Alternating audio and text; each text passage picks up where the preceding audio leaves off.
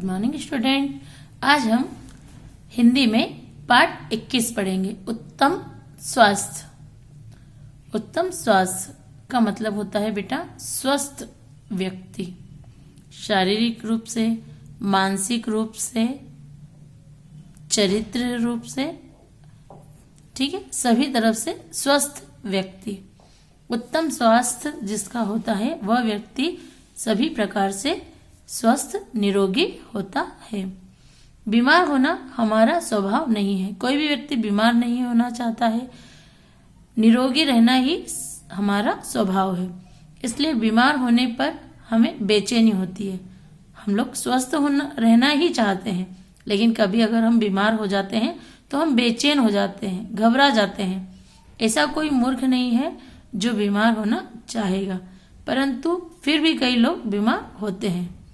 आगंतुक रोग, ऐसे रोग जो आ गए हैं, जैसे मान लीजिए शुगर है, बीपी है, ऐसे रोग और दर्द, पीड़ा होना एक अलग बात होती है। जैसे मान लीजिए उम्र के हिसाब से घुटनों में दर्द हुआ, कमर में दर्द हुआ, ये बात अलग हो जाती है। परंतु कुछ लोग आहार विहार और आचरण के कारण भी बीमार हो जाते हैं। ऐसी बीमारी को हमारी मूर्खता ही कहा जा सकता है। उत्तम स्वास्थ्य जीवन का सबसे बड़ा धन है। अगर व्यक्ति स्वस्थ नहीं होगा तो वो किसी भी काम में उसका मन नहीं लगेगा। मन नहीं लगेगा तो वो उस कार्य को पूरे अच्छे से कर नहीं पाएगा। अगर वो उस कार्य को अच्छे से नहीं कर पाएगा, परिश्रम नहीं कर पाएगा, तो वह अपने जीवन के लक्ष्य को पूरा नहीं कर पाएगा। इसलिए व्यक्ति का स्वस्थ होना बहुत ही जरूरी है। उत्तम स्वास्थ्य का अर्थ केवल शारीरिक रूप से स्वस्थ होना नहीं है। इसके लिए मानसिक स्वास्थ्य, चरित्र और संयम का मतलब होता है बेटा नियंत्रण भी सम्मिलित है। जीवन को स्वस्थ और सुंदर बनाने के अनेक साधन हैं। इसके लिए पौष्टिक भोजन के साथ साथ खेल कूद, व्यायाम, आसन, प्राणायाम आदि बहुत ही आवश्यक है। अगर हम बिल्कुल स्वस्थ रहना चाहते हैं, कभी भी बीमार नहीं होना चाहते हैं, तो हमें व्यायाम भी करने पड़ेंगे, कुछ आसन भी करने पड़ेंगे, कुछ प्राणायाम भी करेंगे, जिनके कारण हम अपनी दिनचर्या के साथ साथ अपने शरीर को भी स्वस्थ बना पाएंगे। अगर हमारी दिनचर्या अच्छी है, हमारा आहार विहार अच्छा है, तो हम कभी भी बीमार नहीं होंगे। शारीरिक और मानसिक थकान से बचने के लिए मनोरंजन के साधन की भी आवश्यकता होती है। अगर दिन रात हम काम ही करते रहें तो उससे हमारा शरीर और हमारा मन, हमारा दिमाग दोनों ही थक जाएगा। उसके लिए हमें मनोरंजन के साधनों की भी आवश्यकता होती है। स्वस्थ मनोरंजन के अभाव में भी उत्तम स्वास्थ्य दुर्लभ हो जाता है। अगर हमें मनोरंजन नहीं मिले, केवल वही हम मेहनत करते जाएं, काम करते जाएं, किसी में अपना मन न लगाएं, कोई भी मनोरंजन न करें, डेली रूटीन का एक ही एक प्रकार का अगर हम काम करेंगे तो हम उस काम के प्रति क्या हो जाएंगे, बोर हो जाएंगे। बच्चों के उत्तम स्वास्थ्य के लिए बच्चों के लिए खेलकूद, व्यायाम, आसन, प्राणायाम आदि अनेक रुचि का साधन है। बच्चे इन सब चीजों को बड़े ही शौक से, रुचि लेकर करते हैं, जिन्हें बच्चे विद्यालयों के खेल के मैदान में सामूहिक रूप से सरलता से कर लेते हैं। इसमें बालक के अंदर परस्पर सहयोग, जब बच्चे स्कूलों में खेल के मैदान में इकट्ठा होकर टीम बनाकर खेलते हैं, तो उससे क्या होता है, उनके अंदर परस्पर सहयोग की, सद्भावना की और मिलनसार की भावना का विकास होता है। खेल से बच्चों में राष्ट्र प्रेम और राष्ट्रीय एकता की भावना का भी विकास होता है। कई बच्चे खेल में बहुत आगे बढ़ जाते हैं, गोल्ड मेडल, ट्रॉफियां वगैरह लेते हैं, तो जिससे उनका और उनके परिवार का तो नाम होता ही है, साथ ही उनके आगे देश का, जिले का, राज्य का भी नाम होता है। अंतर्राष्ट्रीय प्रतियोगिता में भाग लेने वाले प्रत्येक खिलाड़ी अपने कौशल को प्रदर्शित कर अपने नाम, देश का नाम उजागर करते हैं। कई लोग, जैसे क्रिकेट ही ले लीजिए, जब क्रिकेट की टीम होती है तो भारत जीत जाता है तो कैसे पूरे देश में खुशहाली छा जाती है। तो जो विजेता होता है वो केवल एक व्यक्ति न होकर भारत का नागरिक माना जाता है। इसका प्रत्यक्ष अनुभव उस समय होता है जब हम दूरदर्शन पर प्रसारित होने वाले जैसे हॉकी, क्रिकेट, फुटबॉल, कबड्डी आदि प्रतियोगिताओं को जब हम देखते हैं तो देखते समय हमें अपने देश के खिलाड़ियों के अच्छे प्रदर्शन, है ना, उनके द्वारा किए गए अच्छे कार्यों से हमारे हृदय में प्रेम और सम्मान की भावना जागृत होती है। उस समय हमारे भीतर न तो कोई जाति रहती है, न कोई धर्म और न ही कोई संप्रदाय रहता है। सभी का भेदभाव भूल कर हम केवल एक भारत के नागरिक की तरह ही सोचते हैं। शरीर और मन दोनों को स्वस्थ रखने के लिए साधनों के अलावा हमें एकाधिकार को भी अपनाकर उत्तम स्वास्थ्य प्राप्त किया जा सकता है। कहने का मतलब है बेटा कि अगर हम शरीर और मन दोनों से ही स्वस्थ हैं तो हमें किसी और अन्य साधन की जरूरत नहीं है। हमारा शरीर एक यंत्र है, हमारा शरीर भी एक मशीन की तरह है। इसमें अनेक प्रकार के कल पुर्जे, जैसे मशीनों में अलग अलग प्रकार के पुर्जे लगे होते हैं, वैसे हमारा शरीर भी अलग अलग प्रकार के अंगों से जुड़ा हुआ है। हृदय एक प्रकार का स्वचालित पंप है ना। हमारा जो हृदय है वह स्वयं स्वचालित अपने आप चलने वाला एक पंप की तरह है। हमारे हृदय की धड़कन 24 घंटे बेटा चलती रहती है। हृदय की गति रुक जाने से व्यक्ति की मृत्यु हो जाती है।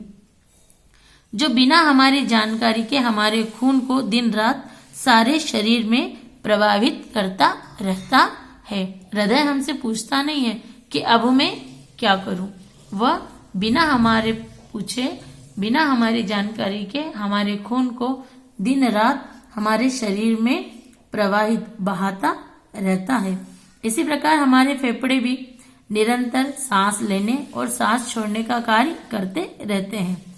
हृदय, तिल्ली, गुर्दे और आंतें आदि शरीर के ऐसे अंग हैं जो निरंतर अपना कार्य करते रहते हैं, जिनके कार्य करते रहने का हमें ज्ञान भी नहीं होता। हमें पता भी नहीं चलता कि हमारे शरीर के ये अंग कब कौन सा कार्य कर रहे हैं। शरीर के बहुत से अंग ऐसे भी हैं जो तभी काम करते हैं जब हम उनसे कार्य लेना चाहते हैं। कुछ अंग ऐसे भी हैं बेटा जो हमारी इच्छा के अनुसार ही काम करते हैं, जिन्हें हम इच्छा अनुसार फैला भी सकते हैं और सिकुड़ भी सकते हैं। हमारी उंगलियां, हमारी बाहें, हमारा चलना, दौड़ना, झुकना, उठना, बैठना, हमारा मुड़ना, हमारा खाना, हमारा पीना आदि सभी ये क्रियाएं जो होती है ये हमारी मांसपेशियों के द्वारा होती है, जो हमारी इच्छा द्वारा नियंत्रण में है ना। हमारी इच्छा होती है तो हम चलते हैं, हमारी इच्छा होती है तो हम खाते हैं। बैठना, उठना, मुड़ना ऐसी जो क्रियाएं हैं वो सब हमारे द्वारा नियंत्रित की जाती है। इसमें आंखों को घुमाने वाली लघु मांसपेशियों से लेकर, है ना, हमारे शरीर में बहुत सारी छोटी बड़ी अनेक प्रकार की मांसपेशियां हैं, है ना। हमारे आंखों को घुमाना, हमारी जांघों को फैलाना, सिकुड़ना, हम ये सारी मांसपेशियों में बहुत सारी मांसपेशियां शक्त और समर्थ होती है। जब तक इनसे काम लिया जाता है अपने दैनिक जीवन में हम इनसे बहुत कम से कम ही काम ले पाते हैं। जैसे हमारी जो मांसपेशियां हैं बेटा, जैसे हाथ है हमारा, ऐसा तो नहीं हम हमारे हाथ को पूरे टाइम फैला कर ही रखते हैं, ऐसा नहीं है ना। और हमारी कोहनी से लगाकर हमारी कलाई के बीच की जो हड्डी होती है कैसी होती है? बिल्कुल सख्त होती है। इनको हम हमारी इच्छा अनुसार नहीं मोड़ सकते, है ना। कई बार हम मोड़ने जाते हैं, कई बार बच्चों के हाथ टूट जाते हैं, तो हाथ टूट जाते हैं तो डॉक्टर उनको पट्टा लगाता है। क्यों? ताकि हमारी जो हड्डी टूट गई है या डैमेज हो गई है उसको वापस से रिकवरी किया जा सके। क्योंकि सख्त जो मांसपेशियां होती हैं उनसे हम रोजाना कोई, जैसे मान लो कोई भारी वजन उठाना है, तो हम ऐसा तो नहीं है कि डेली बहुत सारा वजन उठाते हैं या हमारी शारीरिक शक्ति से ज्यादा वजन हम उठाते हैं, ऐसा नहीं है। दिन भर श्रम करने के कारण मजदूरों और किसानों के शरीर के अधिकांश अंगों का व्यायाम हो जाता है।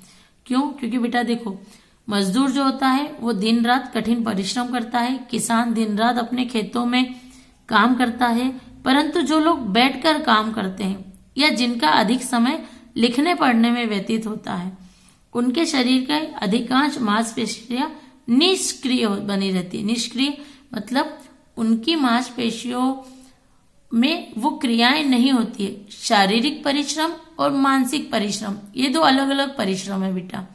शारीरिक परिश्रम करने से शरीर स्वस्थ रहता है और मांसपेशियां क्रियाशील होती है। ऐसे लोगों को चाहिए कि वे अपनी मांसपेशियों को सक्रिय बनाने के लिए व्यायाम और आसन इत्यादि कार्य रोज करें। ऐसा करने से शरीर की समस्त मांसपेशियों का रक्त प्रवाह संतुलित रहता है, उनकी अशुद्धियां दूर होती है और उनमें नई शक्ति या नव चेतना आ जाती है। इसलिए प्रत्येक व्यक्ति को चाहिए कि वह अपनी इच्छा, अपनी अवस्था व अपनी रुचि के अनुसार जो उनको अच्छा लगे वो खेल खेले, वैसा ही आसन करे, वैसा ही व्यायाम और प्राणायाम आदि में करके अपने शरीर को स्वस्थ बनाने का प्रयास करें। प्रत्येक विद्यालय में छात्र छात्राओं के लिए किसी न किसी प्रकार का खेल, व्यायाम, आसन आदि का प्रबंध होता है, परंतु वह पर्याप्त नहीं होता है। क्यों? क्योंकि स्कूलों में जो पीरियड होते हैं बेटा वो 30-40 मिनट कम समय का होता है। अतः बच्चों को घर पर भी कम से कम आधा घंटा, 1 घंटा, 1 से 1.5 घंटा, है ना, व्यायाम करना चाहिए और खेलने का भी अभ्यास करना चाहिए। किशोर अवस्था के जो बच्चे होते हैं उनके लिए दौड़ना, तैरना आदि अच्छे और लाभकारी व्यायाम होते हैं। प्रत्येक बालक और बालिकाओं को किसी न किसी सामूहिक खेल में अवश्य भाग भी लेना चाहिए। इससे केवल उनका शरीर ही फुर्तीला और सशक्त नहीं होता, अपितु उनमें परस्पर सहयोग और से काम करने की भावना और परस्पर सद्भावना का भी विकास होता है। Football, hockey, kabaddi, basketball, kho kho आदि खेल प्राय सभी विद्यालयों में खिलाए जाते हैं, अतः बच्चों को इनमें उत्साह से भाग लेना चाहिए। प्राय सभी प्राथमिक एवं माध्यमिक विद्यालय, बेटा स्कूलों में चाहे वो प्राथमिक स्तर का हो या माध्यमिक विद्यालय हो, है ना, स्कूलों में एक खेल का पीरियड अवश्य होता है। क्यों होता है? क्योंकि बच्चों को पढ़ाई के साथ साथ खेल भी बहुत ही जरूरी होता है। पढ़ते समय बच्चे बैठे रहते हैं, हाथ, मस्तिष्क, आंख आदि के अतिरिक्त उनके शरीर के अंग निष्क्रिय होते हैं, क्योंकि वो चेयर पर बैठे रहते हैं, न उनके पैर चलते हैं, वो केवल एक स्तंभ की तरह बैठे रहते हैं। लेकिन जब वो खेल खेलते हैं, जैसे मान लीजिए वो हॉकी खेल रहे हैं या क्रिकेट या बास्केटबॉल, टेनिस, जो भी खेलते हैं, उनसे क्या होता है, उनके शरीर में वो दौड़ते हैं, कैच करते हैं, उछलते हैं, कूदते हैं, या मान लीजिए वो कोई खेल अगर खेल रहे हैं जिनसे क्या होता है कि उनके शरीर में ताकत और स्फूर्ति आती है। कबड्डी, दौड़, कूद, खो खो आदि ऐसे खेल हैं जिन्हें छोटे बच्चे भी खेल सकते हैं और इन खेलों के लिए अधिक धन खर्च की भी आवश्यकता नहीं होती है। तैरना भी एक प्रकार का खेल है। इससे मनोरंजन के साथ साथ शरीर के सभी अंगों का व्यायाम हो जाता है ना बेटा। तैरना भी बहुत अच्छी बात होती है। नदी, नहर या झील की सुविधा होती है, वहां के विद्यार्थियों को तैरना भी सीखना चाहिए। कुछ शहरों में तैरना सिखाने के लिए कृत्रिम जलाशय भी बने हुए हैं। आप देखिए बेटा, शहरों में छोटे छोटे से स्विमिंग पूल वगैरह बने होते हैं जिनमें बच्चों को तैरना सिखाया जाता है। जहां यह सुविधा है वहां इसका लाभ बच्चों को अवश्य मिलना चाहिए। आसन हर अवस्था के व्यक्ति के लिए बहुत उपयोगी होते, चाहे वो बच्चा हो, चाहे वो बूढ़ा हो, चाहे वो जवान हो। इनसे न केवल शरीर के सभी अंग सक्रिय होते हैं अपितु हमारा तन और हमारा मन भी हमारे नियंत्रण में रहता है। शीर्षासन, सर्वांगासन, पद्मासन आदि सरलता से सीखे जा सकते हैं। आसनों को जितनी छोटी उम्र में सीख लिया जाए उतना ही अच्छा होता है। प्राणायाम। प्राणायाम का उद्देश्य हमारी सांस लेने की जो प्रक्रिया है उसको इस प्रकार विकसित करना है जिससे हमारा तन और हमारा मन दोनों ही स्वस्थ रहे। प्राणायाम करने से न केवल हमारे फेफड़ों को बल मिलता है बल्कि हमारे पेट में जो स्थित जो आते हैं वो भी सक्रिय क्रिया करती हुई और मजबूत होती है। प्राणायाम से मस्तिष्क स्वच्छ रहता है। प्राणायाम करने से हमारा जो दिमाग है ना वो बिल्कुल साफ रहता है, उसमें किसी प्रकार की कोई गंदगी नहीं आती। दिमाग में गंदगी कहाँ से आएगी? हमारे सोचने से, है ना। हमारे द्वारा किसी भी एक टॉपिक को बार बार सोचने से क्या होता है, हमारा दिमाग उसमें डिस्टर्ब हो जाता है। लेकिन प्राणायाम, आसन वगैरह जब हम करते हैं तो हमारे ध्यान, हमारी एकाग्रता में वृद्धि होती है जिससे हमारा मानसिक संतुलन सुरक्षित और सही रहता है। खेल या व्यायाम हमेशा खुली हवा में करना चाहिए। खेल या व्यायाम करते समय रक्त प्रवाह की गति प्राय तीव्र हो जाती है। जब हम खेलते हैं या दौड़ते हैं तो हमारे शरीर में जो रक्त है वो तेज गति से बहने लगता है। शरीर को स्वस्थ रखने के लिए ऑक्सीजन की अधिक आवश्यकता पड़ती है क्योंकि बेटा हम लोग ऑक्सीजन लेते हैं और कार्बन डाइऑक्साइड को छोड़ते हैं। खेल या व्यायाम के लिए प्रातः काल का समय सबसे अच्छा माना जाता है। इस समय की वायु का स्पर्श हमारे स्वास्थ्य के लिए लाभकारी होता है। क्यों? क्योंकि इसमें ऑक्सीजन अधिक मात्रा में पाई जाती है। उत्तम स्वास्थ्य के लिए खेल और आसन तो आवश्यक है ही, साथ में भोजन संबंधी भी कुछ बातें आवश्यक है। हमें गरिष्ठ भोजन नहीं करना चाहिए। गरिष्ठ का मतलब क्या होता है? बहुत ज्यादा हैवी भोजन जिसको पचने में काफी समय लगे। ऐसे भोजन करना हमारे शरीर के लिए जहर के बराबर होता है। भूख न लगने पर भी भोजन करना, कोई चीज अच्छी बनी हो तो जबरदस्ती उसको ठूस ठूस कर खाना, भूख न लगने पर भी खा लेना, ये सब बातें हमारे शरीर को नुकसान पहुंचाती है। उतना ही खाना चाहिए जितना कि हम पचा सके।